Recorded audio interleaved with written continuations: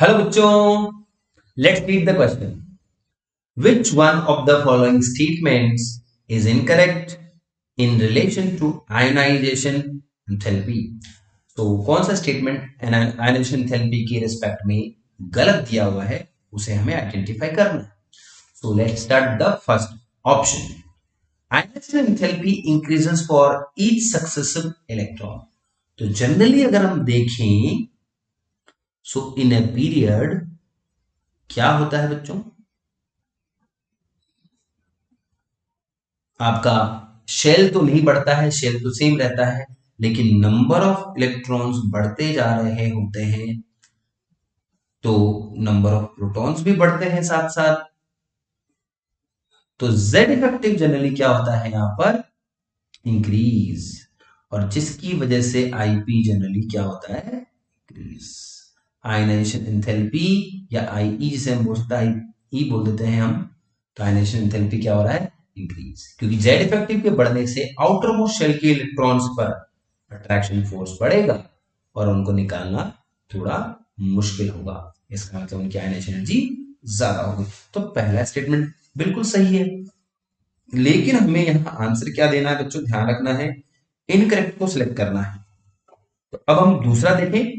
The greatest increase in ionization enthalpy is experienced on removal of electron from core noble gas configuration। बिल्कुल सही बात है कि जब इलेक्ट्रॉन नोबल गैस कॉन्फ़िगरेशन से रिमूव किए जाते हैं तो ये आयनाइजेशन एंथैल्पी बहुत ज्यादा देखी गई है।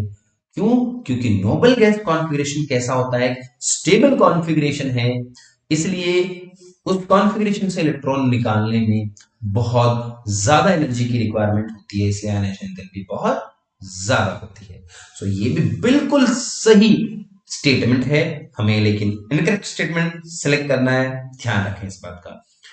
And of valence electron is marked by a big jump in ionisation enthalpy. तो जैसे कि मान लीजिए हमारे पास किसी एलिमेंट का कॉन्फ़िगरेशन, वैलेंशियल कॉन्फ़िगरेशन ये है जी, तो इसका मतलब है उसके पास 3 वैलेंस इलेक्ट्रॉन है। तो कितने वैलेंस इलेक्ट्रॉन है ये हम आयनाइजेशन एंथैल्पी के बेसिस पर कैसे डिसाइड करते हैं कि कहां पर उसकी आयनाइजेशन एंथैल्पी में बिग जंप आ रहा है, बड़ा जंप आ रहा है। तो हम ये कहें कि अगर मैं इस पर्टिकुलर एलिमेंट से 3 इलेक्ट्रॉन रिमूव कर, ठीक है, 3 इलेक्ट्रॉन्स अगर इससे रिमूव कर लिए जाए और फिर उसके बाद में 4th इलेक्ट्रॉन जब रिमूव किया जाएगा तो after removal of 3rd electron it will attain what, noble gas configuration, right. Generally कोई भी एलिमेंट के वैलेंस इलेक्ट्रॉन निकाल लिए जाते हैं तो वो नोबल गैस के कॉन्फ़िगरेशन मेंटेन कर लेता है।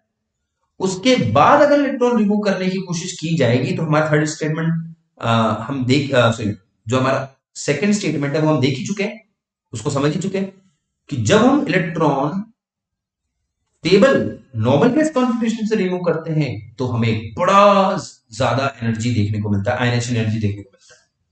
तो इसलिए वहां पर एक बड़ा जंप हमें देखने को मिलेगा जब हम 4th इलेक्ट्रॉन रिमूव करेंगे। तो इस तरीके से हम उसको मार्क कर सकते हैं कि लास्ट इलेक्ट्रॉन कहां आया, वैलेंस इलेक्ट्रॉन।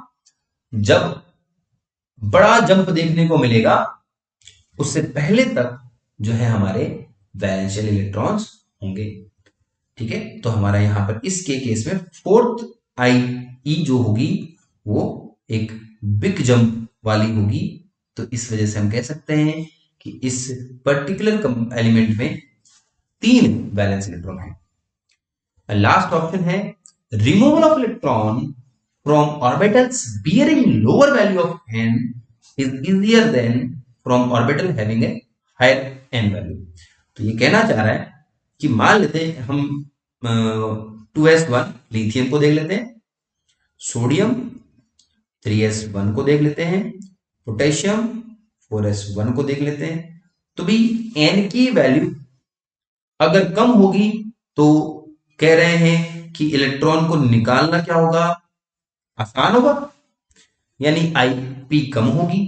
तो हम ये कहें क्या लिथियम और सोडियम में किसकी आईपी ज्यादा होती है, तो हमें पता है कि लिथियम की IP down the group number of shells बढ़ते हैं और जिसकी वजह से शील्डिंग इफेक्ट बढ़ता है और आयनाइजेशन एनर्जी क्या हो जाती है, कम हो जाती है। तो इसका मतलब है सोडियम लिथियम से इलेक्ट्रॉन निकालना ज्यादा डिफिकल्ट है एज कंपेयर टू सोडियम। तो सोडियम का प्रिंसिपल क्वांटम नंबर हायर है और उससे इलेक्ट्रॉन निकालना आसान है। देखिए यहां पर जो स्टेटमेंट दिया लेकिन वो इसका एकदम रिवर्स दिया हुआ है। तो that's why this is the incorrect statement. तो this is your answer, so you have to select the incorrect one. तो आई होप आपको ये समझ में आया होगा। Thank you.